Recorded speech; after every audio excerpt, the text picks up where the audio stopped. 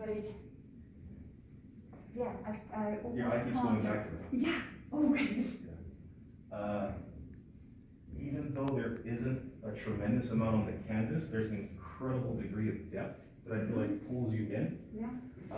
And what he described is that these are really the faces that he wears and kind of the masks that we all wear.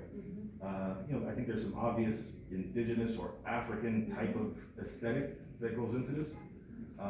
The back piece, which is, kind of the foundation of it all, but it's also obscured by the mask to the front that's off center, is the assumptions that people make about who we're supposed to be or who we are based on what we're doing, right? And is it a shadow, is it a projection? Exactly.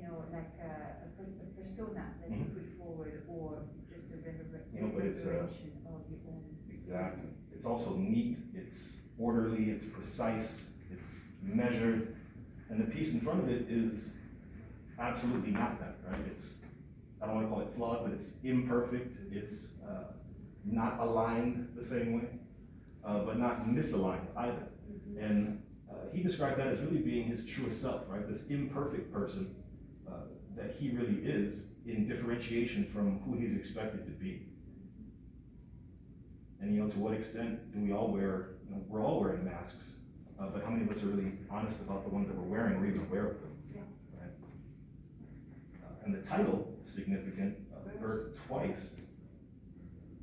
From the beginning of his life, he's had to deal with, I think, degrees of challenge and, psychic imprint. He was, rushed to the hospital as a premature baby, still in the womb with a cord wrapped around his neck. And there were some really strange condition that apparently like 20 or 25 people around the world actually experienced. After they did the emergency C, unwrapped the cord, they put him back in his mom.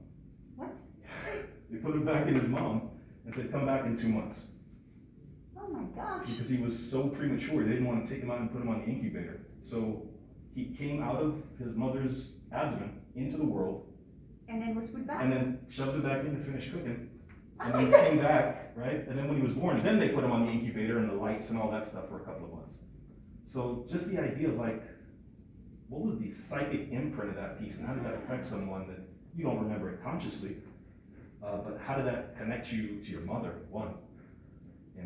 Having seen her on the outside and then going back in and like experiencing the outside world and then going back to that reality.